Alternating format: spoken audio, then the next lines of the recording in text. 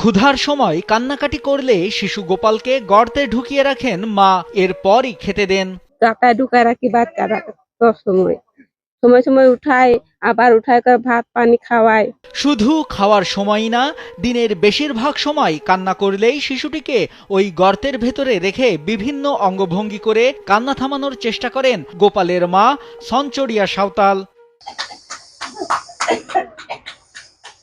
জন্ম থেকেই শারীরিক প্রতিবন্ধী ৩.৫ বছরের গোপাল। শিশুটি স্বাভাবিকভাবে দাঁড়াতে বা বসতে পারে না, বসিয়ে রাখলে পা ভাঁজ হয়ে যায়। তাই খাওয়ানো ও অন্যান্য পরিচর্যার জন্য মা সঞ্চরিয়া ৬ মাস আগে ঘরের মেঝেতে ২.৫ ফুট গোলাকার গর্তটি করে।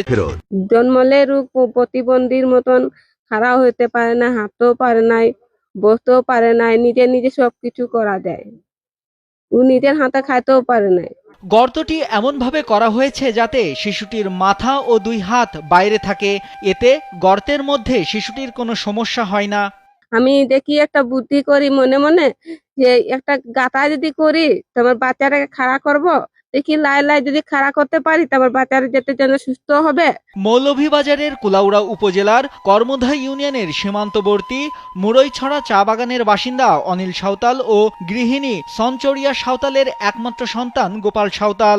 জীর্ণশীর্ণ একটি ঘরে কোনো মতে তাদের বসবাস। মা সঞ্চরিয়া ঘর সামলানোর পাশাপাশি ছেলেকে দেখে রাখেন, আর এ কাজে সহযোগিতা করেন গোপালের দাদি কল্পনা সাঁওতাল। তখন যদি কোনো দিয়ে পানি আনা যায় তো একলা ঘরে, তো এখানে খাড়া করে রাখলে কিছু একটু শান্তি পায় বাচ্চাটা আমার। বাবা অনিল সাঁওতাল মুড়ইছড়া চা বাগানে ১৭০ টাকা দিনমজুরিতে কাজ করেন। অভাব অনটনের সংসারে সন্তানের চিকিৎসা করানো তাদের পক্ষে প্রায় অসম্ভব। তাদের স্বপ্ন সবার সহযোগিতায় তাদের সন্তান একদিন সুস্থ হয়ে স্বাভাবিকভাবে চলাফেরা করবে। যদি ওনাদের উদ্যম থেকে যদি তেলাপিটা যদি আমাকে কিছু দিয়ে যদি সাহায্য করতে পারতো, তাই আমি মনে করতাম খুবই ভালো হয়েছে আমার জন্য।